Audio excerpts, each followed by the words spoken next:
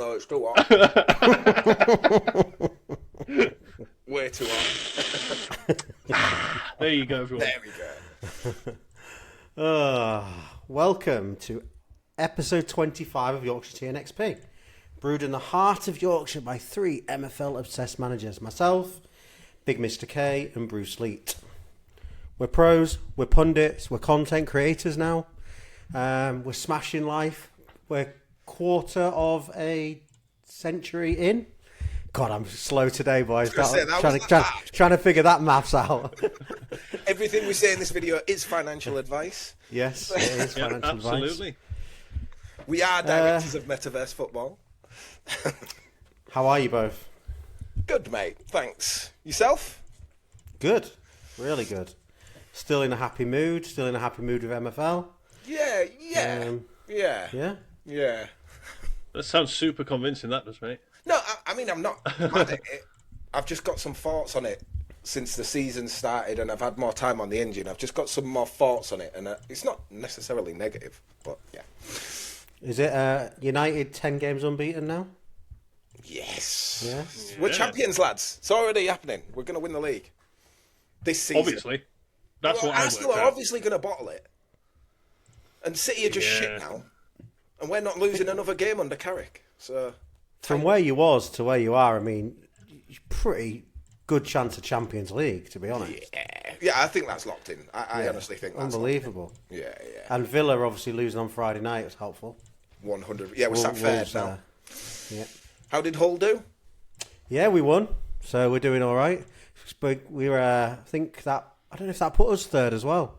Maybe we've gone down to fourth after the games that came after it, but we were definitely chasing. We've got a good chance of. We're close to being able to finish second. Don't think anyone's gonna get as far as first, other than obviously Coventry that are already there. But I think we've got a good chance of still trying to get to second. Nice. So that'd be nice, mate. Nice. Do we need to talk about Leeds, Adam? No, what a great Not week. really.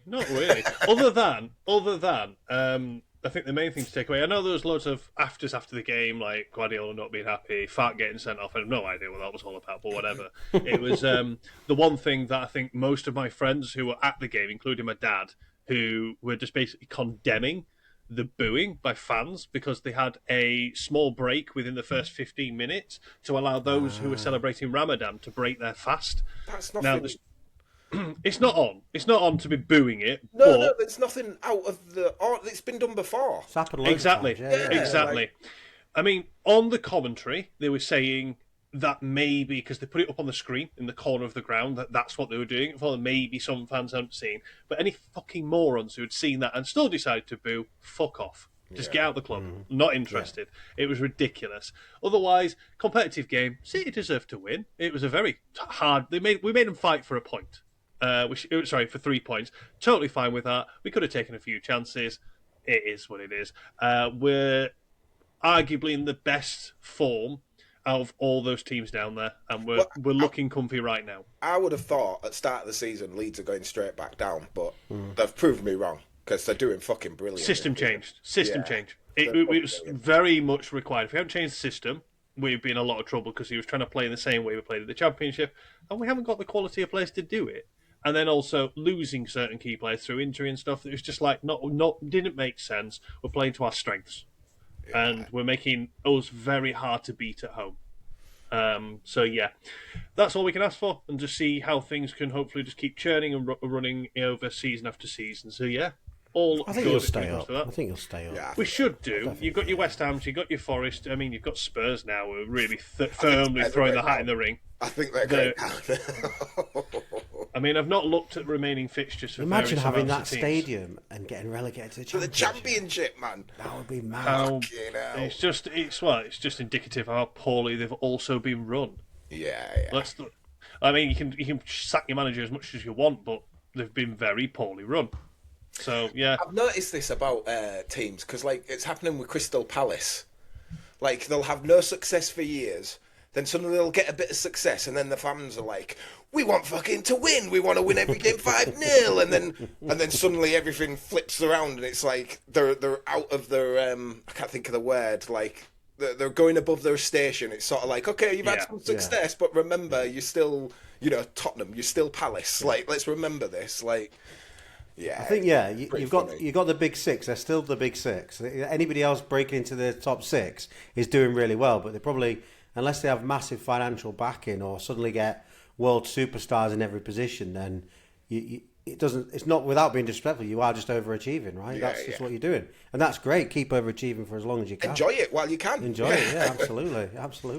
Yeah, I've just been looking at the fixtures again for the end of the season. I mean, the one that stands out to me is that we're playing West Ham at West Ham on the last game of the season.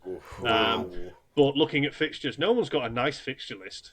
Like, because you're looking at teams these days and going, well, I don't know anymore. Yeah. The thing is, that's one of them games where you want it to be a relegation decider, but you have to be on the right side of it, because that's just what you're there in football for. Isn't I don't want a relegation decider. No relegation deciders, please. I'd rather not have a relegation decider. That's what I mean. But if you were guaranteed a win, you'd want it, because the adrenaline on the day is incredible. I know, like I've done the playoffs with City a few times now, and it's just such great, atmosphere and everything on that one game. The game means more than anything else has. It's good. Nice. And then MFL wise, how are we? Well, we'll get into it. Let's terrible. Get into it. It's a terrible season, lads. I'm fucking shitting the bed completely. All this talk of me being a tactical master, I've just shit the bed completely. It's been terrible. It's been awful. Is this actually true? I'm having a fucking... You'll see when we do our clubs. I'm having a fucking Let's do awful... yours clubs first. We can do that now. First? Yeah, we can do it now. Okay. Right, so... let me find it. Right. I mean, we know Kev Hurd, but I still thought you were good at tactics. So, I will start with... clicky bitch, thank you. Right, I'll start with Fortress. Doing really well. Second, we're 100% record right now. Missed the game because obviously 11-team league. I'm having loads of fun. I played the youngest guy in this team is a 23-year-old left winger who hadn't moved at all for 2 weeks, and I played him in his first game last night, and he got 2 assists and popped up to a 54. So I was like, I was really happy with that, really buzzing about that. So yeah, that's going well. There's no point me going through anything because like we don't know how we're going to win or anything. I won't talk about these academy teams. The guys who are managing them are doing. Sorry, what was that? I said fair. Yeah. I'll do it at the end of the season. I don't want to put any pressure on these guys. What I did like is Clarinho at the Mamba Academy Germany. He's not had the best of starts. And what I loved is last night I logged on and I saw in my HQ loads of friendlies being run, which I fucking love. Like that's absolutely brilliant. So he's not had the best start, but he's worked on it. He's trying to fix it, which is great. We come to Yorkshire Tea and XP, and we are top, undefeated, not conceded a goal. Wow. Kind of expected to be here. Randall Little is absolutely terrorising ice. It's a lot of fun. I think what we're going to do now, we talked about this just before, when this team goes up 2 stone, which it will, it's going to be harder for us to provide, Root to provide players for this team, because we can't expect him to take players out of his main team to do this. And we wanted a community team. So I think what we've decided now is what we're going to do is we're still going to have this rotation of us managing it. Like I'll manage it, Root will manage it, Mr. K, and we'll go through that rotation. But now, I said, instead, starting from next season, what we're going to do is we're going to do something very similar to what Solid Lad does with his Loan Sharks, and we're going to call out to the community and be like, provide us players on 0%. You'll be into a snail race at the end of the season, and whatever MFL we win will be bought the best packs, and the winner of the snail race will get the packs that we won from that season. Obviously, because we're at the start of a new cycle and we've already provided the players for this, what I'm going to do to keep it fair is at the end of this season, whatever MFL I win, I will put a message in the Discord giving you an emoji to react to. Anybody who reacts to the emoji will be entered into a draw, and I will buy the best available packs I can with the MFL I won. And again, snail race, and the community will win the packs. So that we're going to transition this into our proper community team, which I think is a great idea. community can provide the players. There's a chance at the end of the season to win some packs based on the MFL we've won. And I just think that's, it's a good idea. Instead of us getting a separate community team, this is probably the best way going forward. So I will move on to Newton Heath, who are currently third. We played RC Warriors last night, who are a stone team, ridiculous team, as you can see by the record. Tonight we play Minster Magic. So it's not going to be we've got these 2 wins here and a draw, but I'm expecting tonight to be a loss. And then hopefully we can maybe get it on track and push for this third spot. It's nothing bad. I'm quite happy with how it's going there. So, no problems. Fortress are doing very well. We are top. We are undefeated. Scored 17 goals. Absolutely smashing this league so far. Beat Copenhagen, who were a really strong team. So pleased to get the win there. All going well. We come to this team, and I said before about the 4-2-3-1. I tried the 4-2-3-1 on Clairvaux Castle a couple of seasons ago, and it was horrific. And I says, I'm never playing 4-2-3-1 again. And then last season we did the tactics corner on the 4-2-3-1, and it was quite nice. I enjoyed it. I was like, you know what? I'll give it another shot. Maybe that was just a bad season. I'll give it another shot, and I'll do it this season. Well, yeah, I think it's safe to say I'm never playing the 4-2-3-1 ever again for the rest of my life. If we ever did a tier list of how good a formation is, 4-2-3-1 is going F. It's going below F. It is literally the worst fucking formation in this entire game. I hate it. 4 draws, 1 goal scored, 1 goal conceded. It's just the definition of a bore fest, and I'm not happy about it at all.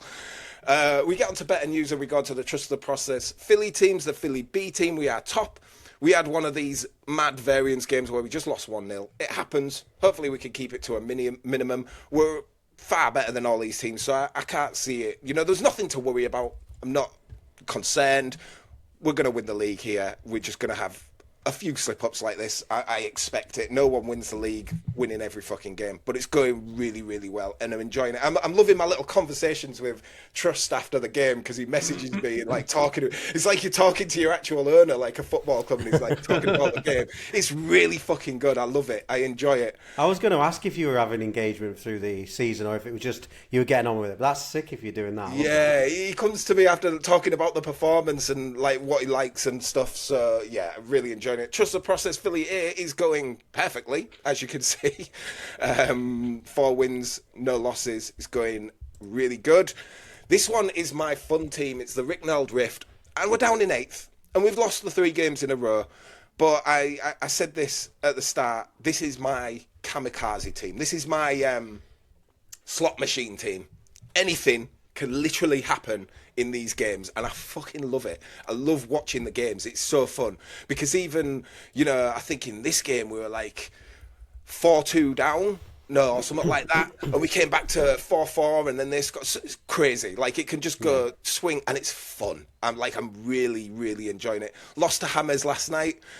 He was 2-0 up for a long part of the game, and then I think they scored in the 80th minute, and he messaged me afterwards oh my God, I was really hoping you didn't score in that last minute or anything. But yeah, not doing great. I don't care. It's just fun. I'm enjoying watching the matches. The matches are fucking brilliant to watch, because it's just, like I said, kamikaze ball. It's beautiful.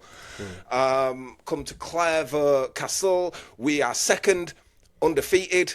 Have drawn a couple of games. We drew this one last night, which was devastating. It was fucking devastating, because we were 4-2 up, and then my right back decided he wanted to get a red card. Oh no, we were 4-1 up. My bad. We were 4-1 up. My right back decided to get a red card, and we drew the game 4-3, which was, yeah, it was absolutely devastating. What's mad, he got a better rating than my centre backs and my fucking goalkeeper. What a prick. We then come to my main team, and I just want to talk about this, just preface this before I get this. I've gone up into silver, and I checked the projections, and we are ranked 10th. So we are the 10th strongest squad. We're in a relegation battle. And to top it all off, just to make it even worse, as everybody says in the Discord, 4-3-3 is dead. I've got some amazing managers in this league, and it's a proper fucking stress. And despite all that, as you can see, we're only third, which is, it's really shit. So, so I'm quite happy. You know, I'm just joking with that. We're fucking doing really well. Avoiding relegation is the goal, and I've put myself off to a really good start. What's these games here were fantastic because this was the third strongest team, Lucky Cat. This scrub team here is the third strongest team. This one was the fourth strongest team. Sorry, Lucky Cat was managed by Rory. We got wins here, and then last night we played bottom of the league, and it just seems to be the Black Mamba curse. We play bottom of the league, shit goes bad. You can see the goal was the literal last kick of the game. Their keeper had a 9 rating. Wow. It was just, it's just one of those things that is just fuck. But yeah, the Black Mamba curse is alive and well. So Fraj down here in bottom probably can't wait to play me. Tonight we play Rotterdam, who are the second strongest team based on projections. They're not having a great start, but you know, this could be, I don't know, we'll see. Because then in a couple of games I play Sid. So this could be very different next time I see you. But I'm going to keep fighting. I've got some good results to start with. I've put myself in a great position to start the season and keep myself in silver. But one thing I do know is, based on this, is next season I'm not going to have another consolidation season. I'm going to have to strengthen and push for the title. I think the start of this season has made me like, okay, I belong here.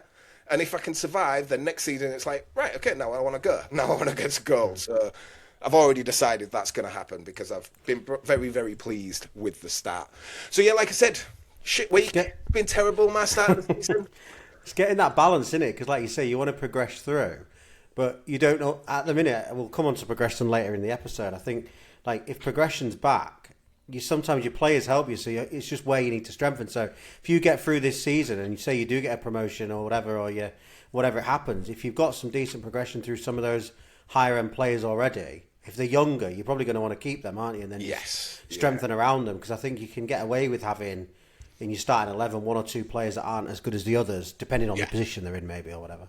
Well, I mean, the right back I've got off Mr. K. He's not my left. My right back is from Mr. K. He's 84 rated. He's one of the lowest rated players in my entire squad. He's performing fucking fantastic. The 83 left winger that I've got, that I've shown you, that I love, he's 83. He is the literal lowest rated player. And he, like, I can feel it when he doesn't play. He's my most important player by far, you know? So it's like, I'd love some fucking progression off him, because I'd love to see him up in the higher tiers. But if I get to gold, I can't play an 83 rated in gold. Like, I'll get murdered. But yeah, he's my talisman. Like, I need him. I know what you mean. I think in my dock side, my right back, he's one of my like towards lower rated players. But even last season, he was just the most important player. It doesn't matter. He just always plays, even if we do shit. He just seems to have a good game. So you get that sometimes, don't you? Cool. Mr. K, would you like to share some of your... I will share my screen, and I'll come back to the studio and make sure it's doing it properly. It looks like it's working properly this week. Yep, looks good. Excellent. Seamless transition for everyone. Right then. Not bothered down here. Actually, delegated out another club, so that one's moved on to someone else now. So this one is another one. Doing fine, but nothing to write home about. Really not bothered. We'll go to Ron John's team, though. We started the season fairly well. Where are we? How many games in? 3 games, yeah. We won the first game 6-0, drew 1-1, and then last night's game, I was reviewing it last night when we lost 3-0. I looked at, because the first thing I jumped out, I just looked at the stats and I went, oh, well, we've conceded every shot that went on target. Yeah. Fun. Played the same formation. Fun. Had to rotate a few because I've got quite a few retirement notices. And I'd say they're marginally stronger. They're not, 59, 58, 58, 54, 56, 60. Down here, it doesn't always make a massive difference. Slightly better team. It's just one of those sorts of games. It's a cup team. That's what I noticed about it. I went in and had a look, so I was like looking through. Yeah, it's a cup team that they've put together for this sort of thing. So I think there was a few different players that were knocking around, which is fine. That's absolutely fine. So the left back is a left mid. So there's all sorts going on with this, because I was having to scan through it, going, this is weird. This is cool. I like teams like that down here because you find some really interesting stuff. So yeah. I'm pretty happy with the team that he's got there. It's definitely strong enough to compete in Flint, and I want to give the cup a good go. They're two farm teams, so we won't do that one. They're also a farm team as well. Let's go to where I start. Here we go. So this is the 4-1-3-2 team because they're delegated that one. I wouldn't say for Stone this is a very, very strong squad. It's okay. It's like middle of the table sort of style. Yeah. Goalkeeper last night went up to 80 rated. Nice. So he's got that bit more progression again because he sort of slowed down a little bit. So yeah, I was happy to see that ticking over. Pardon? Still 19. He's only 19. Exactly. Yeah. I was just happy to see that we're just ticking along a little bit with this one. I am hoping that the left back carries on ticking on a little bit because he started out at 72 rated and he's now 21. So we'll see how that comes together. But yeah, overall the league, fairly happy with that. It's not too bad. Fairly solid wins. Can't remember what happened in that game, but not worth diving into. Axis, this is the 4-2-2 team. It's just a wild formation that I'm playing in this one. So we lost to a very strong team, as you can see at the top of the league at the moment, in the first game. Then won 7-2, drew 1-1 and won 2-0 last night. I don't think there's anything particularly to write home about this team as of yet. Is that Hudder's team in there with you? I think it is. I think we were in this league. Yeah, that one is, yeah. Because we beat him on the last game of the season last season to finish third and he finished fourth, but that team should never in a month of Sundays ever been like in the promotion picture. But you can see it's the type of football it is. There's 11 goals scored, 7 conceded. It's all over the place, but it's fun. So I'm just enjoying it and doing it. They're just MFL and rotation farms. White Rose Peacocks, 4-4-2-B, this team. We drew last night. We actually didn't have the best game, actually, to be fair. The opposition did far better. What's been the right out for the show-off thing here? Yes, my centre-back finally went up to another rating, because I think he started out 80 rated. He's just gone up again. So he's now 84 rated, so we're in tear jail. Is this guy. He's gone up 2 this season, and he's just growing stats all over the show. So if I just go for current season on him, he's just suddenly had a bit of a burner. He tear broke and then progressed again. So he's got 1 shooting, 2 dribbling, 1 defence, yay. And then 3 his physical stats. So he's on a bit of a tear at the moment. Hopefully that continues and I can help him just really shoot on up. Will you be keeping him there or looking to move him up in That's the challenge. Yeah. That is the challenge because he's doing so well here. But I've got 1 bronze, 2 bronze. He could go further up. I want to have a conversation with you about something of that sort of ilk anyway. But I'm not sure you'll want to know after you spoke about my right back. But I'll wait until we get to the silver team. Okay. This team, again, we're top of the league. I don't know how. Like, we're winning 4-2. We've won 6-0. We've won 4-0. We lost 4-5. That was on Dan LFC's team. Very strong team. Oh, that was on. It was Wendirk. Yeah. Yeah. So, and don't get me wrong, it's not bad for an iron team, but this is not a strong iron team. But I'm just having fun with it. I think this one's 4-1-2-1-2. Right. Yeah. 4-1-2-1-2. Good formation, that. Yeah, I've been having fun with that one and playing around with different things. So they're doing okay. Grenoble are 4-1-4-1. Draw. As you can see here, we just drew all 3 games. It's okay, the 4-1-4-1. I've not got it perfectly ticking. But, for example, I am running tests on it and stuff and just been doing things. So we've just got a win here in a friendly game just to sort of keep testing it all out. They should be fine. Mid-table-ish. I think they're a bit stronger than the other iron teams that I've got. Yeah, they've got a bit more strength in here with what's going on. Keto, this is basically Ron John's team. Yeah. 4-4-2-B because I just drafted the team in. We've only played 3 games in this 11-team league. Lost 1, drew 1, won 1. Nothing to write home about that one. Bronze team, Eindhoven. We lost 1-4-1, drew. We lost 4-1 in this game. And honestly, I feel like I could have replayed this game many, many, many times over and got the win. Yeah. As my goalkeeper decided he didn't have hands that day. He just wasn't doing it. But we absolutely stuffed them and lost 4-1. And they're playing a 4-2-4. So it is one of those sort of kamikaze formations. Yeah. It works or it doesn't work. Yeah. So, yeah, it's just one of those. I think we'll be absolutely fine in this league because I think for a bronze team, it's quite a fairly strong bronze team. Yeah, that's That striker again went up another +1 this season now. Nice. He's just ticked on another one, so hopefully he continues that progression. Was there anybody else in this team? No, there wasn't anyone else to talk about. I will go to the silver team because we'd had quite a solid start to the season, 2 wins, a draw, and we drew last night. against Hoodwink's team. Hoodwink's team actually played pretty well in that game. We played an hour 4-1-2-2 against a 4-1-2-1-2. Didn't pay off.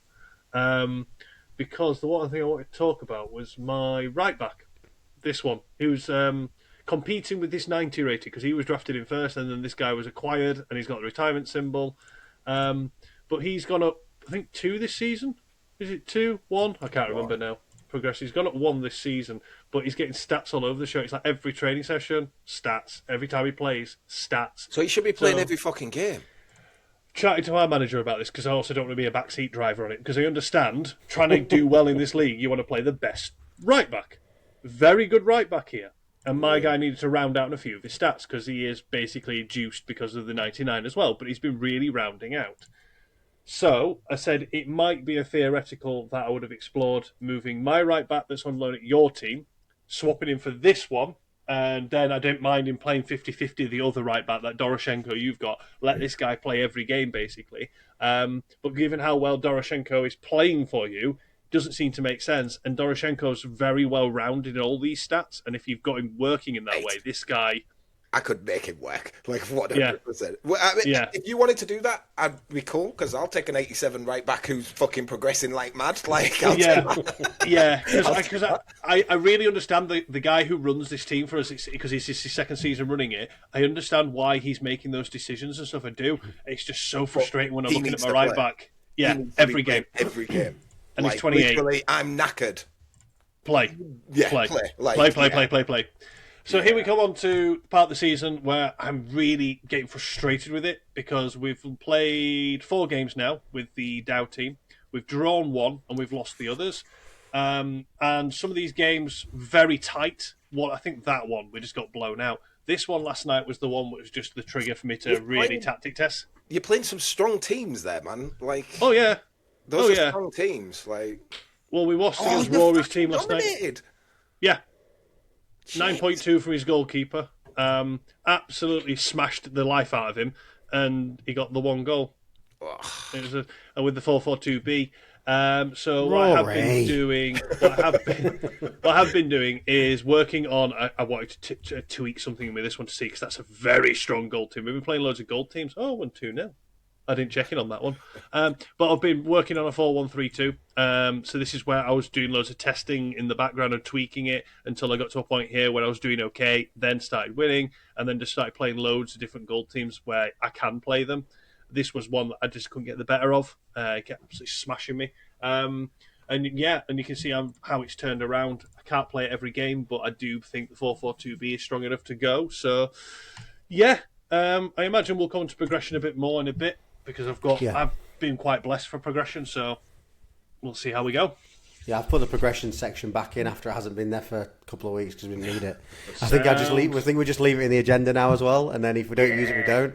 Because I was going through it earlier, I was like, "There's something I'm missing on this list," and then it was only because I wanted to show one of my guys' progression. I was like, we had a section about that somewhere. Wouldn't be a bad idea to put that one back in. Let's have a look then. Thank you for that, Mr. K. I'm pretty happy with how things are going. I think I'm overperforming in most places. I'll do the You got more clubs? This is the club for this for the tactics corner. Oh, okay. I got him to delegate the club to me. Oh, okay, nice. Just for tactics. So I think he's literally just put me as tactics. Oh, nice. So I just reached out to him and said, do you want to do it this way? Because Hammers had come up with the idea. And I was like, that's not a bad shout in the Discord. So I just reached out to Dan and said, up to you. I'm already running friendlies with my own players on my own way. But if you want me to try and do it with your players and then leave you in a place that you get some ideas and then if you want to tinker on it. And then, we just did it that way and it worked quite well, to be fair. It was quite a good idea. So, right. So Fortress, 4 from 4. We're predicted second. Black Ravens are predicted first. So that'll be interesting when we come up against them. Playing really tidy football. 4-0, 2-1, 6-2, 1-0. They just look good. I'm a bit like what Mr. K said, though. Lots of retirement symbols. So, like, the fitness of the guys just goes down pretty fast. Yeah. Like, Yes, even the keeper is down at 95 and he's only played 3 games. Jesus. So, like... Are you able to play your 4-1-2-1-2 narrow with these guys? Yeah, I can play it with them, yeah. And then I can either rotate, I'll either keep that or I'll go to... Well, I was changing it to the wide version of it. But what I've now started to set up when I'm starting to run in friendlies is literally what you said, the 4-1-3-2 instead. And then I don't have to worry about, obviously, the cam there, which is obviously helpful. But yeah, the backup keeper, this is my backup keeper. So it's quite a drastic drop down when this guy can't not play. Quite as good. Yeah, not quite as good. And you can see he's played 1 game and got a nice 5.4 rating. Thankfully, obviously, we still won. So I don't know which one of these games he played, but I'm just trying to... obviously, we don't know where the rewards are, like you said. I'd like to get cup runs as well if I can, but clearly the keeper that's the main keeper at 95 after 3 games is not going to be... It's just going to be 2 games in, 2 games out, and I don't even know what I'm going to do, So there's that one, so that's going really well. I wasn't going to shout any of these lower teams because, again, they're just normal teams, but I did want to call out the Bears because they're severely overperforming. Like 3 from 3, 4-1, a 2-0 and a 3-1 to start the season off. And again, I guess it's all about... They're all playing the same tactic throughout all these clubs, but just the players in this team seem to be clicking. And all my teams are overperforming, but these were predicted like 10th or 11th, like literally the bottom. And the players are just playing like really well. I mean, they're really good ratings for the most part. I think so. I'm really happy with that. Nice. This guy got a hat-trick last night, Bellick. Didn't even know I had it in him because he's done sod all for the... He's like 32 years old. Look, he's done nothing forever. Even in his stats that he's played in games, he just doesn't... He's crap. 5 goals, 2 goals, 6 goals. And then now he's just decided to bang 5 in 3 games. So madness. And then the teams, the ones I care about, these 4 up here to a degree. So Rumlad's massively overperforming. So we've only won 1 and drawn 3, but it must be the tightness of the league. We're still sitting up here in 4th. So, I think we're predicted to just be about 8th or something like that. So we've got a win. We've got a draw, a win, a draw and a draw. So not too bad. Bulls are massively overperforming. So they were predicted right near the bottom. They've got 2 wins and a draw. They're undefeated. They've only played 3 games as well, so they've got a 1-0 win, a 1-1, a 3-1. So happy with how that's going.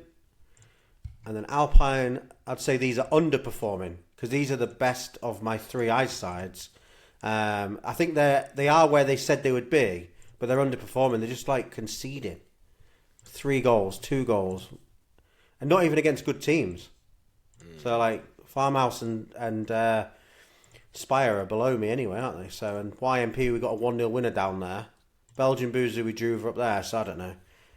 And then Dockside, we are doing, again, very nice. 3 wins, 1 draw. So 4-0 win, a 1-0 win. These guys were top of the league when we beat them. So we beat them 2-0 last night, so that was quite good. This draw, they're obviously 3rd, so they're just behind us. But again, we're just playing lovely football. And a bit like you were saying, like progression coming here and there. But I tell you what unlocked this team more this season. It's weird, isn't it? So like, it's pretty much the same squad I had last season, yeah? And these guys there, all the same people, right? All I did this season differently was that. Sometimes that's all it takes. Literally, mate. I've done that. Yeah. And the midfield is a totally different midfield. Like, this guy's on 4 games. He's got 2 goals and an assist. I don't think he ever scored a goal in his life before. And then the other centre mid, he's obviously just got the 1 assist, but they've still got good ratings. But yeah, literally that's all I've done. And I think last season this right back, he was not as good as my other right back. Bearing in mind my other right back is 80 rated, and he's better. This guy, let's try and get these buttons right. This guy, not as good, but in a match, he's unbelievable. Yeah. He's just so much better when he plays. Just so much better. Like, his progression's quite nice, but he's just such a better player. And again, I think that's why before, when we're saying to people that are listening or watching, don't always just go with your overall ratings or your ones that maybe look good on paper. Like, you know, if this guy was performing the best, because I usually do this when I'm rotating and have a look. And like this guy, he's meant to be my best striker, 79 rated best striker, 88 shooting. Look at his rating. Not gonna lie, mate. I'm glad. Fuck Duncan Clark. Fuck that guy. Every time I play you, that guy scores. So I'm glad of his downfall. Fuck that guy. Mate, if I do a friendly right now, he'll bag about 7 goals. But in the league, he just doesn't put balls in the net in the league. And this guy played last night, this Caldwell. I think we got him on loan from Solid Lard. Really good player. He'll get his 20+ matches because obviously they've only got the 3 strikers. He's trying to sell him, mate. He's trying to sell him. Yeah, I know. I saw that. Yeah, I've seen the price he's put all his players for as well. But I know he's just probably done that so people come. What are you trying to say about his pricing? It's quite high, I think. So hey, he's made sales today. I've noticed he's made quite a few sales. Dio's bought a few of his guys. He had some good players listed, to be fair. Yeah, he did. Yeah, Dio's picked a few up. I noticed. But yeah, it's interesting when you put in your teams out. You look at the ratings of your players. I'm quite like these guys. He was my starting cam and he was my starting striker, and I've just dropped him. I'm really I'm really fickle. Like, you didn't turn up for your one chance, pal. Let's see if someone else turns up, and if they do, and again, I always go to the progression screen, so I'm always here as well trying to think if these guys. He has to be like my starting right back and my starting left back because they're already starting to do something. Yeah. Do you know what I mean? And you guys probably do similar. Like if they're on a bit of a run, then do it. But yeah, I'm really happy with how this is going. So we'll just see where it is at the end of the season. Nice. Happy days.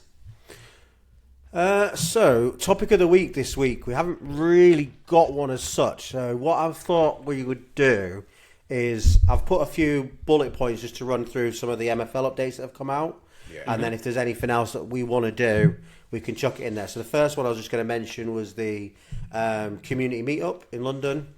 I think it's Saturday, 18th of April. So that's obviously coming up. I think it's currently an unofficial meetup, but I think Jimbo's in conversation with MFL to try and make it an official meetup, I believe. I think quite a few people have already reacted to say they're going to go. I'm going to go if I don't have a work commitment on. I'm just going to wait for that. But I'm trying to get... Now I know there's a date for this, I'm trying to work through that as quickly as possible, which is what I said to you guys, I think, on Friday night. If I can get it ironed out this week and get it so it doesn't land that weekend, then can reach out and we can start if we're going to book whatever we're going to do. I've been really lucky with that because it's my wife's birthday literally the next weekend. Oh, wow. So I'm so happy where he was like, oh, yeah, we're talking about the 25th. And I'm like, oh, shit, please no. So they put it on the 18th. So, whew. Yeah. So... And I think some people are making a whole weekend of it. I'll probably be more of a down on a first train, out on a Saturday and back on the Sunday, to be fair for me. But I'll see where we get to. But I think there's been quite a lot of people that's reacted to Jimbo. So if you haven't seen it, everybody, then it is there. Get a look. I think it's in all our Discord, so have a look at that.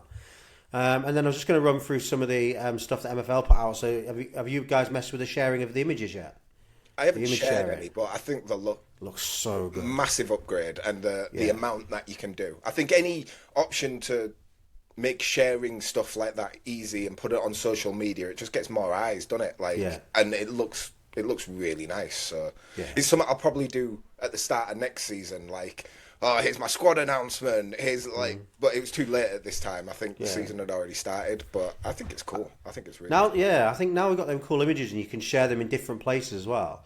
I was kind of like thinking to myself, like with my dockside, might kind of keep my own little blog next year, but to bring the images out and like, not saying like put it online anywhere, but for myself, so I could look back on it. And if I've got the images, like the guy grabs a hat trick, I'd take an image of that, like man of the match performance or whatever. I think it'd be quite good. But yeah, I think they're very, very clean, like you said. Really, really clean. I think the other thing they mentioned was penalty shootout improvements. What are you laughing at? I didn't realise I was muted, but when he was on about, I'm just gonna take a picture of that and hide it away. I was like, wank bang. And then got no response, and then realised I was muted the entire time. So yeah. I usually have my screen grabs of this recording in there. To be fair. Excellent. Penalty shootout improvements, and I think they put a link up to it as well, where you can now obviously click on the dots and jump back specifically to a certain penalty and that kind of thing. And then I think you did want to touch about this anyway, Bruce, is around the engine. Thanks to Hoodwink and XVIX for getting us another little patch, you know. I think one of them was around straying offside for throw-ins, and the other one was around penalties being given outside the box, which I'm fine with that if it's going my way. I expect another one will come. You think? Well, yeah, because you know the goalkeeper thing that happened last season on the corner where the goalkeeper just stood. Yeah, got stuck. Yeah. I was playing a training match and that happened again, and I posted that in the engine feedback. So I imagine there'll be another bug because it's back. So I did something similar, as in I was doing some tactic testing, and I saw a goal where the ball was crossed in from deep. It looked like my defender and attacker went for it. It dropped loose. My defenders got close to it, and then their attacker apparently shot and put it in, but no one was near the ball. yeah, And I was like, what? So I just reported it on the context of, I think it's just a visual thing. And I got something back from Bastion within like 12 hours because someone else commented something similar. And it was just a visual issue because they updated the visual and you can see that the ball went up for the defender missed it, the attacker followed it and then knocked it in. But obviously from the first impression it doesn't look right. So maybe the goalkeeper one's a similar thing. Maybe it's just a visual issue and it's just not fully representing what actually happened in the game. some people have to remember it's dots on a screen. There's only so much you can shit like that's going to happen. It's just dots. I get frustrated. It wasn't a league game. If it had been a league game, I'd be going, what the I'd have lost But my because it looks so odd, I was like, okay, there's something off about that. Yeah. So yeah, it was just one of those. So I provided the context in that sort of idea. But I imagine if you're on the receiving end of the goalkeeper one that you spoke of in a league game, you're not going to be happy about it. head loss, the instant head loss. Yeah. Because I had that the other night. Well, a couple of nights because I lost to Hammers in a game, and I was like, I have played this tactic against a 4-3-3 attack, so many different peoples, and won 75 to 8% of the games. Lost a couple, but drew otherwise. Never got stomped. Got stomped in that game, and I was like, I'm annoyed just because the players haven't turned up. That's literally the game. His players played well, good tactic. It was a very solid tactic, and my players just didn't turn up. And I get frustrated at stuff like that. Not necessarily the engine stuff this year at all. But all Did good. you see that volley I posted in the thing yesterday morning? In our Discord? Not really, because you post loads of stuff like that, so I just get a bit bored of having to catch up on them all. So good, lobbed it over the keeper from miles out. I mean, I'm loving all the stuff like that. So good. There just seems to be a lot of variety. I don't feel like I can watch a highlight now. I know what's going to happen here. I can see the passage of play because I've watched and I have played and watched a lot of games this engine because it feels worth doing. Like I've tactic tested like mad today, or mostly this afternoon, but I feel like I've got something at the end of it where I'm going, oh, I've managed to accomplish something by doing it. Whereas last season I was like, I'm back where I started. I've not got anywhere, and so yeah. Much better, and I do agree with you, Root. There's been some really nice goals. Beautiful goals in there. I swear that the game since the season started, it's only enforced my idea that this is the Season 8 engine. More and more, I'm believing it's the Season 8. Oh, it's pre-Season 9 because of the way people behave, like the players behave.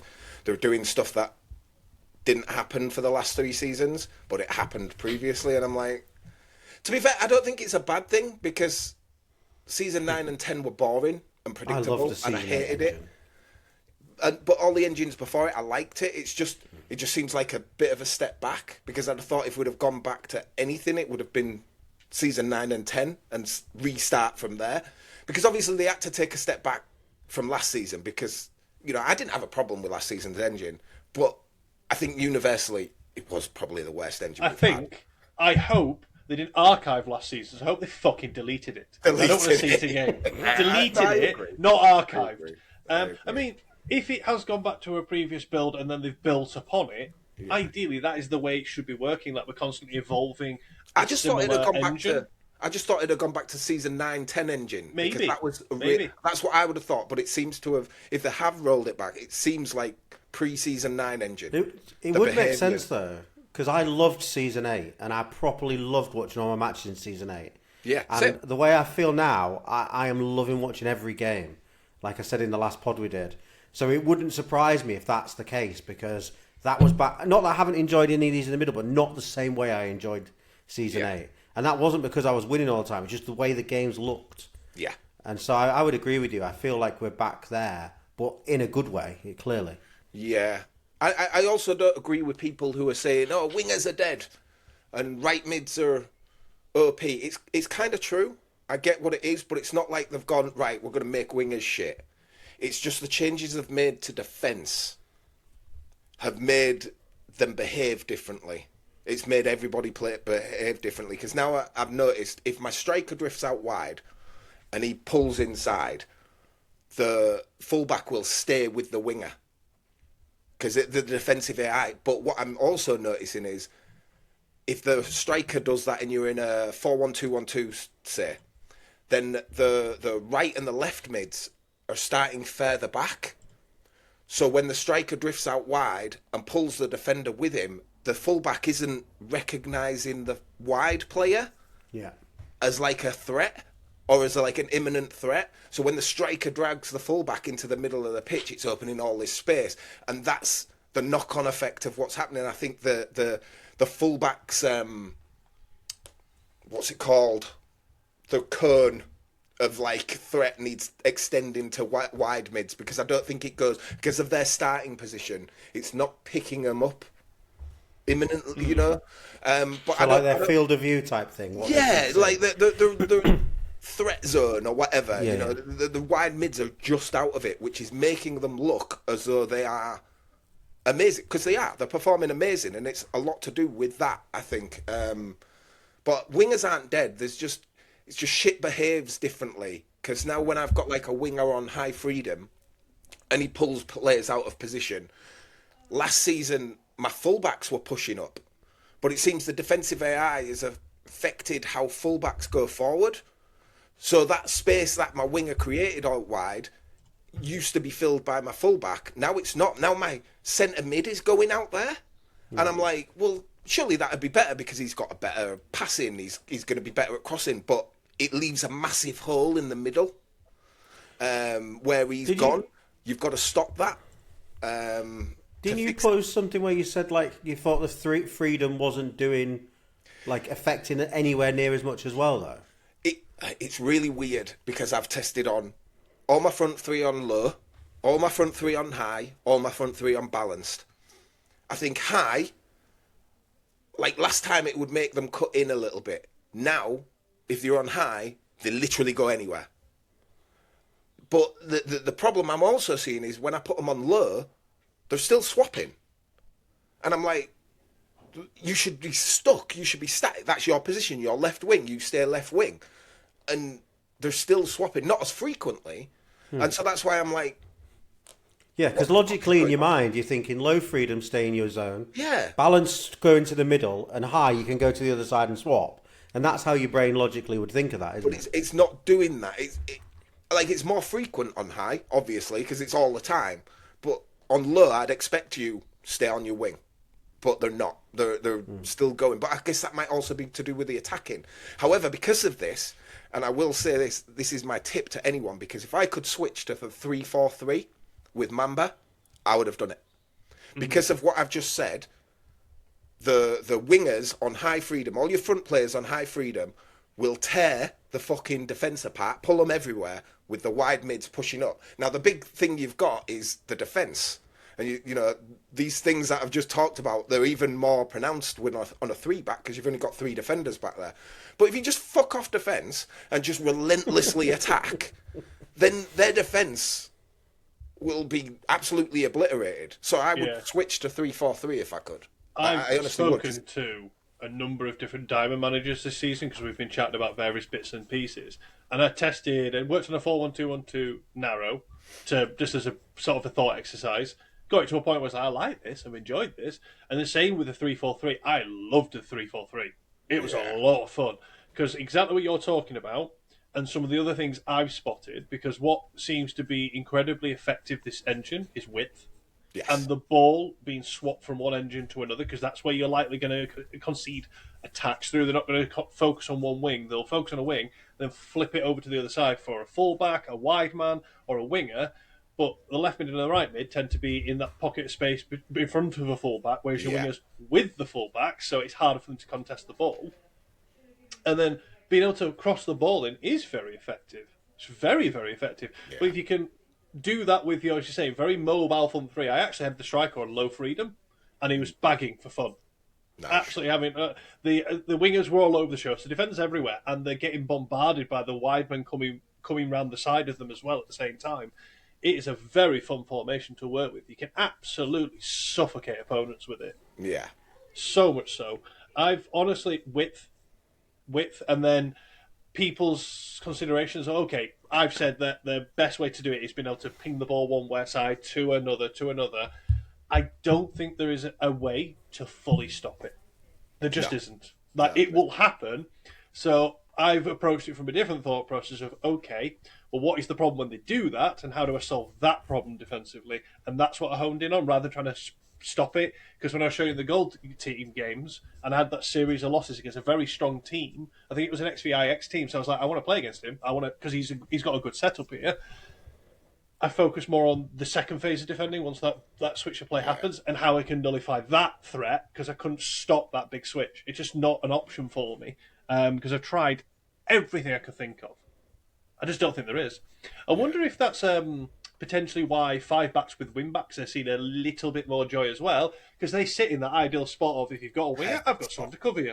Yeah. If you've got wide men, I've also got someone, because I'm a bit closer to you, so I engage you a bit quicker. I can see why wing-back systems are working a bit better in this engine now. Yeah, absolutely agree. Do you agree, Root, with all the wide testing that you've done? Stat here, it's 4-1-2-1-2 narrow. To be fair, though, I have done an absolute shed load for the tactics corner of testing. I think because I'd reached out to Dan and was testing it with his players, I felt more committed to it than I'm already committed to it, but I felt super committed to it. Because I was like, I've got no excuses now, have I? Like, when I'm matching up my play, I've literally got your players, mate. So, like, and then, but it was quite good as well, because then I was having some comms with him, and, like, you know, I don't know his players still, do I? So he knows his players, I don't. I just know the numbers I'm seeing. So then he's like, that guy's not as good as that guy, even though, like, you think he is. And then I'm like, all right, okay, fair enough. So let me just switch that guy in, and, you know, then it was a bit about defending, and then he'd kind of got that formation defending okay, and I'd broke his defending, because I'm all out attack, aren't I? Like you are, Bruce, in a way. I know you can defend, but I attack first. Yeah. So, like, he was like, we need to, if we can lock the defending in, I think you've literally helped me out now. I think I literally know what to do with this tactic. So, yeah, it was quite good. But we'll come on to that when we get to Tactics Corner. But, yeah, I did watch all the highlights of it as well. There's a lot of ping balls from side to side, but I get that in my narrow, to be fair. So, from your fullbacks? From my fullbacks, yeah, just constantly. Yeah. But again, I just love to watch it. So I know, like, people are like, oh, it's whatever, but I love it. The fullbacks, to me, in this engine on my narrow are just...